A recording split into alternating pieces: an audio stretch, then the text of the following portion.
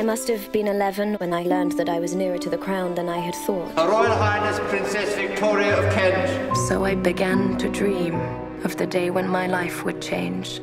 It's one of the great love stories. I believe it was very much a meeting of souls. I think a lot of her died with him.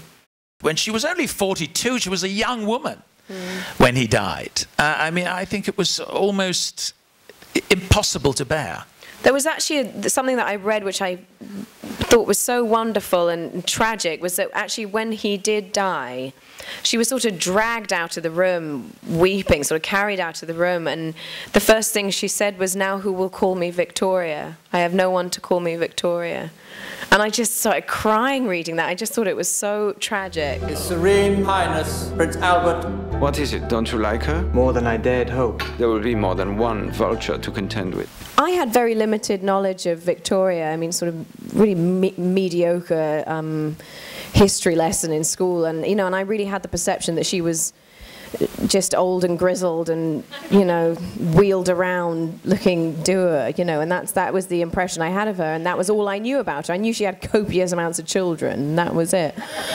And so when my agent said, you know, there's a script about Queen Victoria, I went, oh God, how boring, you know. I just was like, who wants to do that? And then I read it, and you know, it was exciting because you got to see the dual existence of being the Queen of England, and you saw the private life, and you saw the performance of being a monarch. And I think that Julian approached her as the girl rather than the queen, and that was instantly something I could identify with. I don't know at all what it's like to be the Queen of England, but I do know about, you know, being in love for the first time and being in a job where you feel way over your head, and that was the script that allowed for that. And I prayed for the strength to meet my destiny. I pass the royal authority directed to that young lady. From now on, everyone will push you and pull you for their own advantage. You are unprepared. And whose fault is that? Should you ever need an ally, you have one in me.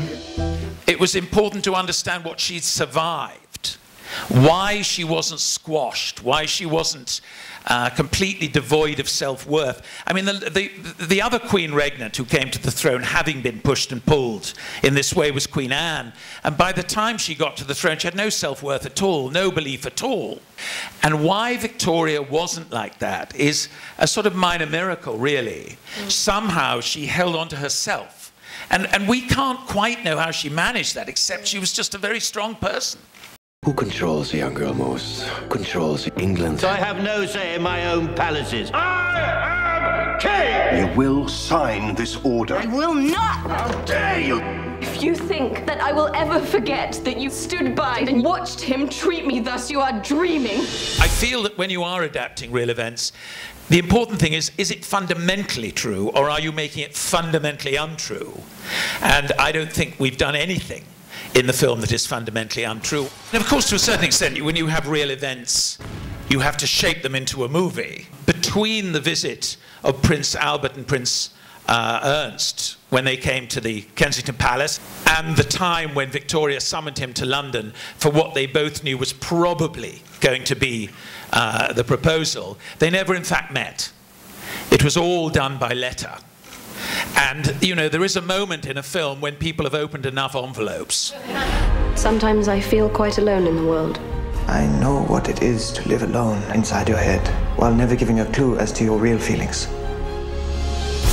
It is important, I think, especially if you are playing someone who is a real person, to read as much as you can. And I did.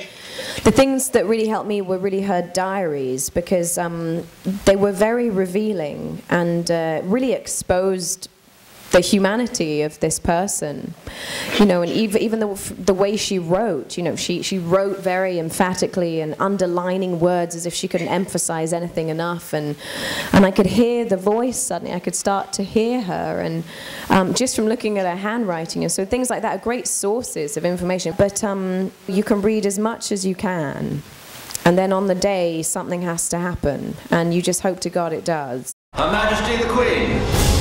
Do you ever feel like a chess piece in a game being played against your will? Do you? Constantly. Then you had better master the rules of the game until you play it better than they can. You don't recommend I find a husband to play it for me? Not for you. With you.